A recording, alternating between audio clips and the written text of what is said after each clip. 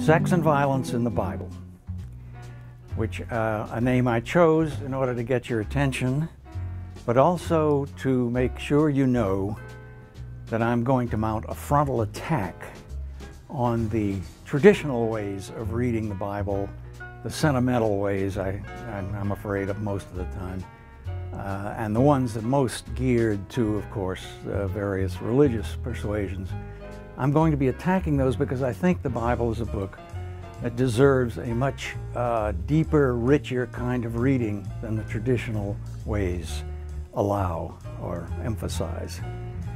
I will bet you a lot of people will not recognize some of the stories that we're going to highlight. What can we find out from a reading in depth that tries to go beyond merely sectarian reading and find from that a way to begin to appreciate the enormous consequentiality of the Bible in Western culture?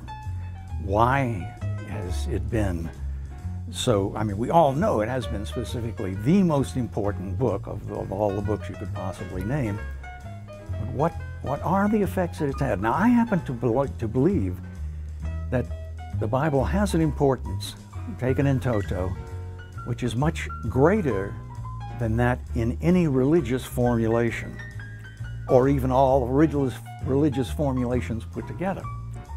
I have a thesis about the Bible, about its importance in Western culture, that goes beyond anything else. Without knowing the Bible well, reading English literature, you feel like you're leaving a lot out, because people used to understand biblical allusions and references much more instinctively and better than they do now.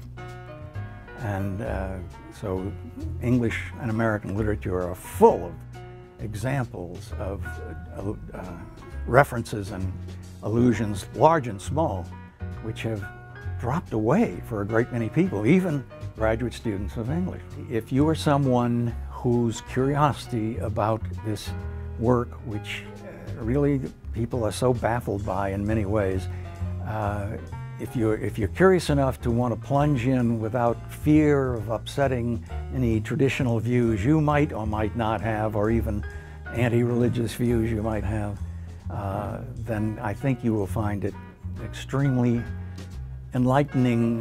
Well, let me put it this way. I guarantee it'll be entertaining. I just hope it will be enlightening.